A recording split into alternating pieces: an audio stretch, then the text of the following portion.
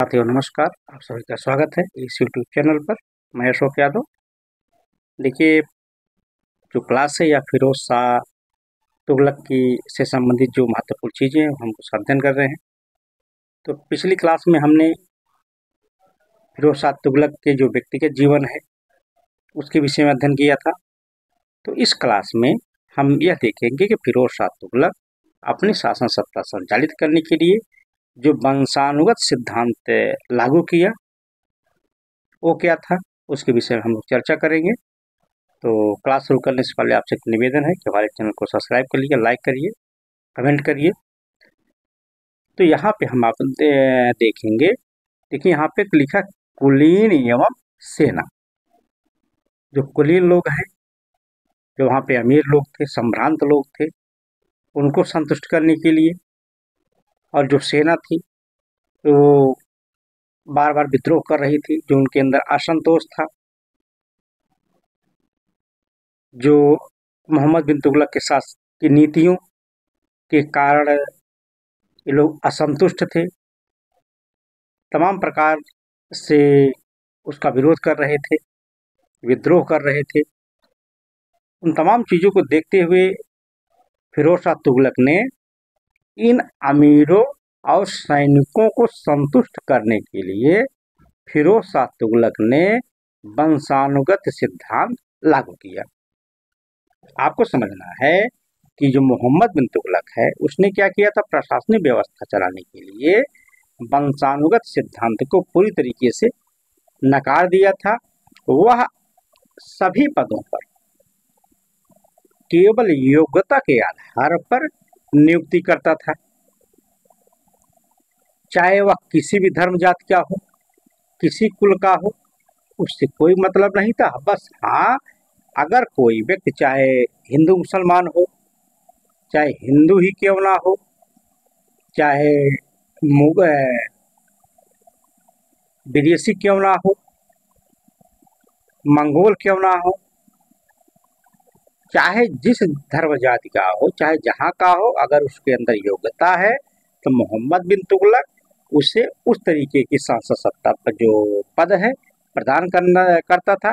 इसी बात को लेकर के तो मोहम्मद बिन तुगलक की जो अमीर थे, जो जाति श्रेष्ठता को महत्व देते थे, जो सैनिक थे, वो जो नाराज हो गए थे, इन्हीं सबको मनाने के लिए, संतुष्ट करने के लिए फिरोज शाह तुगलक ने एक सिद्धांत अपनाता है, वह है वंशानुगत का सिद्धांत। अब यहाँ पे देखिए, जो वंशानुगत का सिद्धांत है वो उसने घोषणा की कि इक्ता का आवंटन इक्तेदार को हुआ है, वह उसकी मृत्यु के पश्चात उसके पुत्र, दामाद और गुलाम को प्राप्त होंगे। अब देखिए, जो वंशानुगत सिद्धांत फिरोज शाह तुगलक ने लागू किया, उसके तहत तो वह घोषणा करता है कि जो इक्ता या जो क्षेत्र की जमीन जिस इक्तेदार को सरकार के द्वारा या राजा के द्वारा, शासक के द्वारा प्रदान की गई है, अब अगर वह इक्तेदार मर जाता है तो वह उससे छीनी नहीं जाएगी, बल्कि अगर इक्तेदार मर गया तो जो उसे इक्ता प्राप्त था उसके मृत्यु के बाद उसका जो पुत्र होगा उसे प्रदान कर दिया जाएगा। अगर उसका कोई पुत्र नहीं है, केवल पुत्री है, तो उसका जो दामाद होगा उसे प्रदान किया जाएगा। अगर मान लीजिए इक्तेदार का कोई पुत्र पुत्री नहीं है तो उसका अगर कोई गुलाम है तो उसे ही वह इक्ता प्रदान कर दिया जाएगा। अर्थात ये जो वंशानुगत सिद्धांत है, यह पुत्र पुत्री दामाद से लेकर के उसकी सेवा में जो गुलाम थे वहां तक यह सिद्धांत लागू कर दिया गया। आगे देखिए, जो भी उपलब्ध होगा उसे आवंटित किया जाएगा। अर्थात जो हमने बताया कि अगर कोई इक्तेदार मर जाता है, अगर उसका पुत्र है तो उसे प्रदान किया जाएगा। अगर पुत्र नहीं है, पुत्री है, अगर उसकी शादी हो गई है तो जो दामाद है उसे प्रदान किया जाएगा। अगर पुत्र पुत्री कोई नहीं है, अगर उसका कोई गुलाम है, अर्थात इन सभी में जो भी उस समय उपलब्ध होगा उसे वह युक्ता आवंटित कर दिया जाएगा।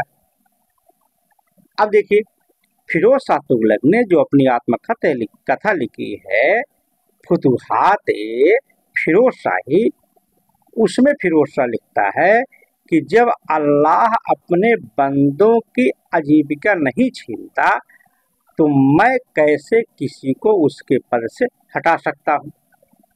वंशानुगत सिद्धांत की बात करते हुए फिरोज शाह तुगलक ने अपनी बात को बहुत स्पष्ट शब्दों में जोड़ते हुए कहा कि जो उसने किताब लिखी, अपनी आत्मकथा लिखी है फुतुहात फिरोज शाही, उसमें लिखता है कि जब अल्लाह जिस बंदे को बनाया है उसकी आजीविका को नहीं छीनता है तो मैं कौन हूं कि उसे उसके पद से हटा सकूं। अर्थात हम इस तरीके से किसी भी व्यक्ति को उसके इच्छा से, जो उस जमीन पर काम कर रहा है, उससे अपनी रोजी रोटी चला रहा है, उससे हम छीन नहीं सकते हैं।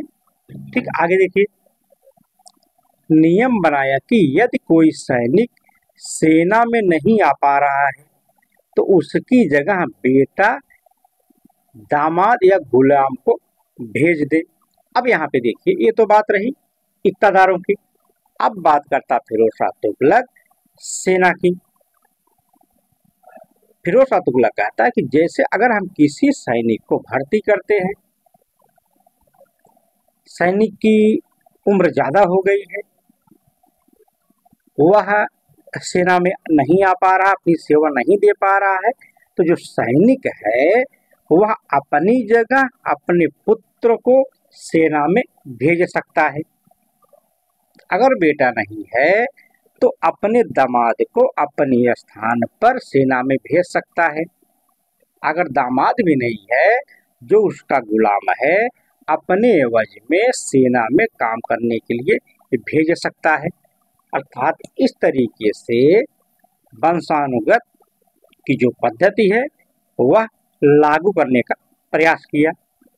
अब देखिए, फिरोज शाह तुगलक ने सेना को वजह अर्थात नगद वेतन की जगह भूराजस्व द्वारा देय वेतन दिया। अब आपको समझना है, यह वंशानुगत पद्धति तो लागू की।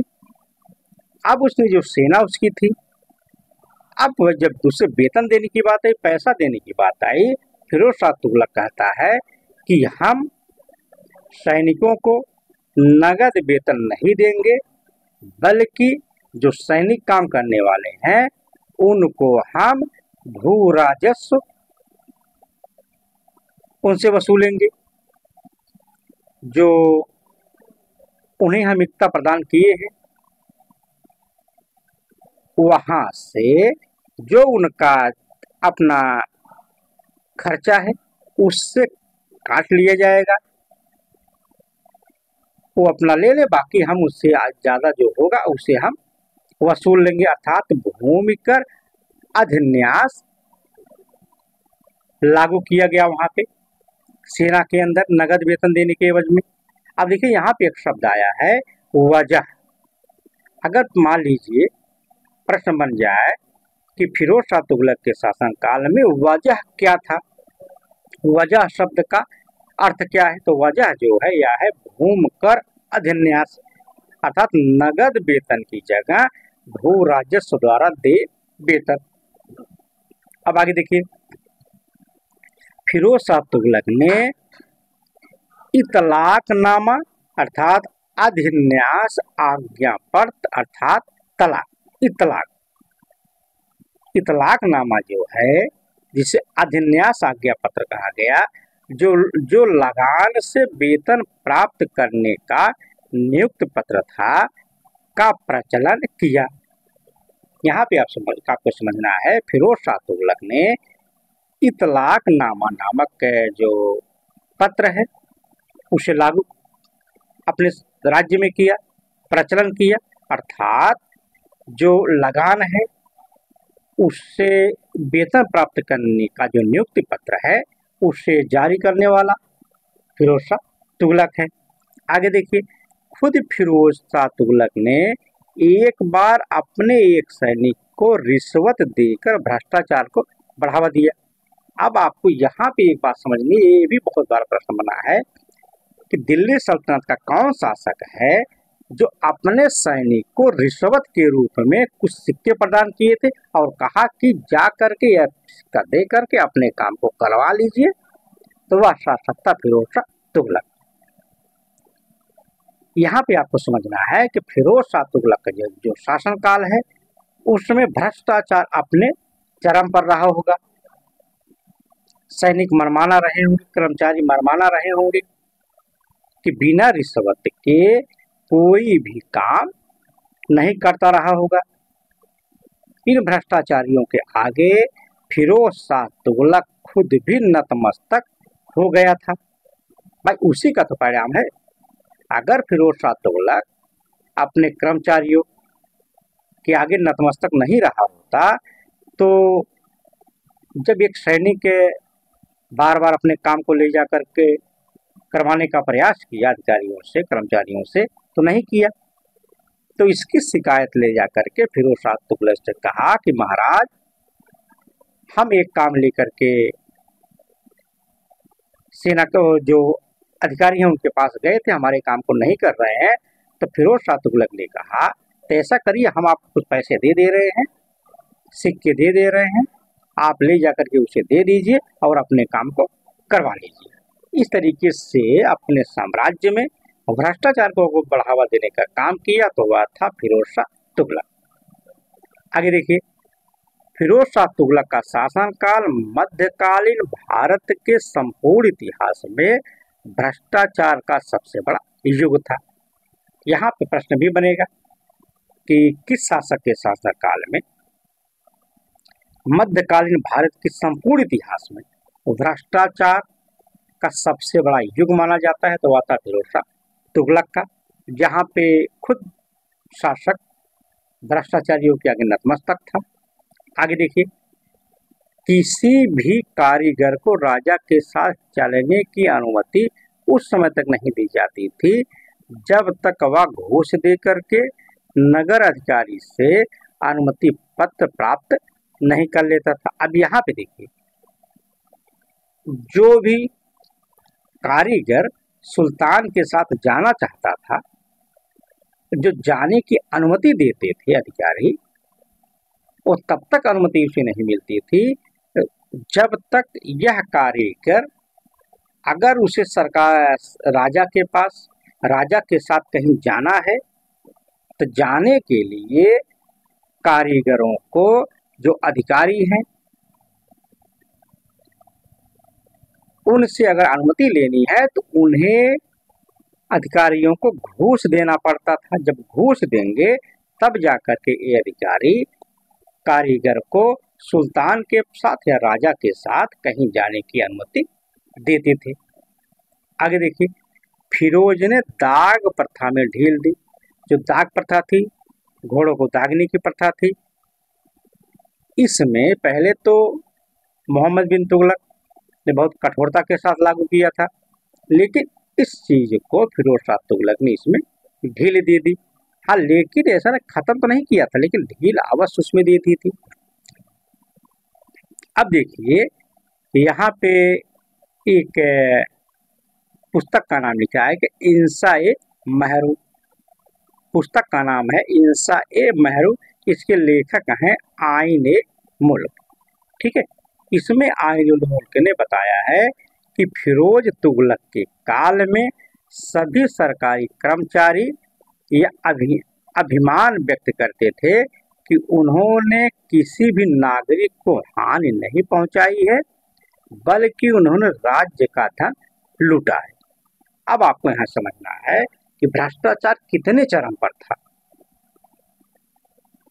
वहां के भ्रष्टाचार का अगर उल्लेख कोई किया है तो आइन उल मुल्क ने एक किताब लिखी है इंसाए महरू, उसी में भ्रष्टाचार की जो इतना बड़ा आलम था, भ्रष्टाचार अपने चरम पर था, उसी का उल्लेख किया है कि जो कर्मचारी थे, अधिकारी थे, सरकारी कर्मचारी थे, वो यह काफी गर्व के साथ कहते थे कि हम किसी व्यक्ति को किसी भी तरीके से हानि नहीं पहुंचाए हैं, किसी को परेशान नहीं किए, बल्कि अगर हमें जो हमने धन लूटा है, हमने राज्य का केवल धन लूटा है, हमने किसी जनता को, नागरिक को किसी भी तरीके से हानि नहीं पहुंचाई है।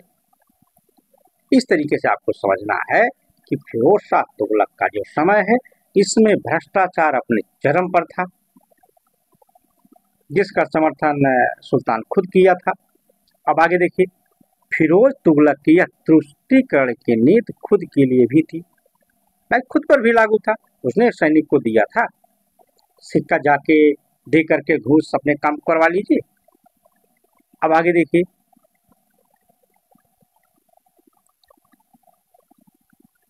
उसने स्वयं को यह कहकर संतुष्ट कर लिया था कि ऐसे क्षेत्रों में ही अपनी सत्ता स्थापित की जाए जिनको केंद्र से आसानी से प्रशासित किया जा सके। यही कारण है कि उसने अपने साम्राज्य का विस्तार नहीं किया। कुल मिलाकर के उसके काल में दिल्ली सल्तनत में ना वृद्धि की हुई और ना ही कमी हुई। अब यहाँ आपको समझना है, फिरोज शाह तुगलक जब उससे कहा गया कि आप कोई अभियान करिए, किसी साम्राज्य को अपने में मिला लीजिए, तो फिरोज शाह तुगलक ने कहा कि देखिए भैया, ये सब हमारे बस की बात नहीं है। अब हम यहाँ पे उतने काम करेंगे कि हम जितने क्षेत्रों में हैं, हम केवल ऐसे क्षेत्रों में अपनी शासन सत्ता स्थापित करेंगे जहां हमें शासन करने में कोई दिक्कत ना हो, बहुत आसानी के साथ अपने शासन सत्ता को हम संचालित कर लें। हमें केवल उन्हीं क्षेत्रों पर यह काम करना चाहिए। इन्हीं तमाम बातों को लेकर के फिरोज शाह तुगलक ने किसी भी तरीके का कोई साम्राज्य विस्तार नहीं किया। फिरोज शाह तुगलक ने ना ही साम्राज्य विस्तार का काम किया और ना ही किसी तरीके से उसमें कमी ही आने दी। अब देखिए, ये तो रही उसके विषय में बात। अब यहाँ पे दिया है कि महत्वपूर्ण तथ्य के विषय में। देखिए यहाँ पे एक है महत्वपूर्ण तथ्य, ठीक। अब यहाँ पे जो बिंदु है महत्वपूर्ण तथ्य है, उसके विषय में हम एक एक चर्चा करेंगे। अब पहला देखिए यहाँ पे है, पहला है कि फिरोज तुगलक के शासनकाल में फिरोज तुगलक के शासनकाल में ना ही कोई मंगोल आक्रमण हुआ और ना ही कोई अकाल पड़ा। सबसे महत्वपूर्ण बात यहाँ पे है फिरोज शाह तुगलक के, कि फिरोज शाह तुगलक का जो शासनकाल है, इस पर किसी भी तरीके का कोई मंगोल नेता आक्रमण नहीं किया। और सबसे बड़ी बात है कि फिरोज शाह तुगलक के शासनकाल में किसी भी तरीके का कोई अकाल नहीं पड़ा था। अगर पीछे की अगर बात करें तो वही फिरोज मोहम्मद बिन तुगलक है, उसके शासनकाल में सर्वाधिक विद्रोह हुए, सबसे ज्यादा मंगोल आक्रमण हुए, और उसके शासनकाल में अकाल भी पड़ा था। अर्थात इन तमाम चीजों से फिरोज शाह तुगलक मुक्त रहा। अब देखिए आगे दूसरा बिंदु यहाँ पे है। दूसरे बिंदु में शमशेर सिराज अफीफ ने कहा कि सर्वप्रथम फिरोज के ही काल में मदिरा विभाग की स्थापना हुई। जो अफीफ महोदय हैं, इतिहासकार हैं, उन्होंने यह बताने का प्रयास किया कि फिरोज शाह तुगलक के शासनकाल में ही सबसे पहले जो मदिरा विभाग है, आबकारी विभाग, तो शराब जो बनाई जाती है, इसी के काल में एक विभाग स्थापित किया जाता है और उसी के तहत पूरे राज्य में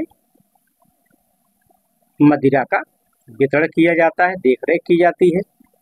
अब आगे देखिए, फिरोज संगीत का संरक्षक था। फिरोज शाह जो तुगलक था यह संगीत का संरक्षक था, अर्थात संगीत में इसकी रुचि थी, गाने बजाने में। इसके साथ साथ फिरोज शाह तुगलक शराब का भी शौकीन था। आज जब शराब का शौकीन होगा, पीने का उसे मन करेगा, जब खुद पिएगा दूसरे तो रोकेगा नहीं, तो उसके लिए बाकायदा एक विभाग की स्थापना करता है। उस विभाग का नाम क्या रखा है? मदिरा विभाग। आगे देखिए, अफीफ के अनुसार दिल्ली के किसी भी सुल्तान के पास इतनी अधिक व्यक्तिगत संपत्ति न थी जितनी फिरोज के पास थी। अब आपको समझना है कि अफीफ महोदय ने कहा कि दिल्ली में, यह बताने का प्रयास किया कि दिल्ली जो सल्तनत है उसमें किसी भी सुल्तान के पास इतनी संपत्ति नहीं थी जितनी कि फिरोज शाह तुगलक के पास थी। फिरोज ने व्यक्तिगत संपत्ति संभालने के लिए एक पृथक विभाग का निर्माण किया था। तो आगे देखिए, जो तीसरा यहाँ पे, तीसरा बिंदु यहाँ पे है कि फिरोज शाह तुगलक ने एक अनुवाद विभाग की स्थापना की। फिरोज शाह तुगलक सिकंदर लोदी अकबर द्वारा अनुवाद विभाग की स्थापना की। फिरोज शाह तुगलक अगर संगीत में रुचि रखता था, उसे संरक्षण प्रदान किया, तो तमाम प्रकार के जो विद्वान थे उनको अपने राज्य में, अपने दरबार में संरक्षण प्रदान किया। साहित्य का काफी विकास हुआ, फला फूला। उसी की बात उसने यहाँ पे की कि फिरोज शाह तुगलक ने अपने राज्य में एक विभाग की स्थापना करता, अनुवाद विभाग। अनुवाद विभाग जो है उसके माध्यम से फिरोज शाह तुगलक तमाम जो पुस्तकें थी उसे जानने समझने के लिए, पढ़ने के लिए, दूसरी भाषाओं से जिस भाषा में समझता था उस भाषा में अनुवाद करने के लिए एक अनुवाद विभाग की स्थापना की। अब यहाँ पे देखिए, फिरोज शाह तुगलक पहला ऐसा शासक था जिसने अनुवाद विभाग की स्थापना की। अब फिरोज शाह तुगलक के बाद एक शासक आता सिकंदर लोदी, उसने भी अनुवाद विभाग की स्थापना की। सिकंदर लोदी के बाद मुगल काल में अकबर आता है, उसने भी एक अनुवाद विभाग की स्थापना की थी। अब देखिए, यहाँ पे चौथा बिंदु लिखा है। चौथा बिंदु यहाँ पे है कि दिल्ली सल्तनत में उदार या कल्याणकारी निरंकुशतावाद की अवधारणा सर्वप्रथम जलालुद्दीन खिलजी ने दी थी, लेकिन इस अवधारणा को व्यापक रूप से प्रतिपादित करने का श्रेय फिरोज शाह तुगलक को जाता है। यहाँ पे आपको समझना है कि दिल्ली सल्तनत में जिस तरीके की नीति, तुष्टीकरण की नीति अपनाई थी, निरंकुश जो वंशानुगत सिस्टम को लागू किया था फिरोज शाह तुगलक, इसके पहले दिल्ली सल्तनत में उदार या कल्याणकारी निरंकुशवाद की अवधारणा को सबसे पहले प्रसारित किया, लागू किया, तो वह था जलालुद्दीन खिलजी। जलालुद्दीन खिलजी के बाद उदार या जन कल्याणकारी निरंकुशवाद की नीति को व्यापक तौर पर अपनाने का काम किया, प्रतिपादित करने का काम किया, तो वह था फिरोज शाह तुगलक। तो इस तरीके से इस क्लास के अंतर्गत हमने फिरोज शाह तुगलक ने जो वंशानुगत तुष्टीकरण की नीति अपनाई उसके विषय में चर्चा की। फिर मिलते हैं अगली क्लास में। धन्यवाद।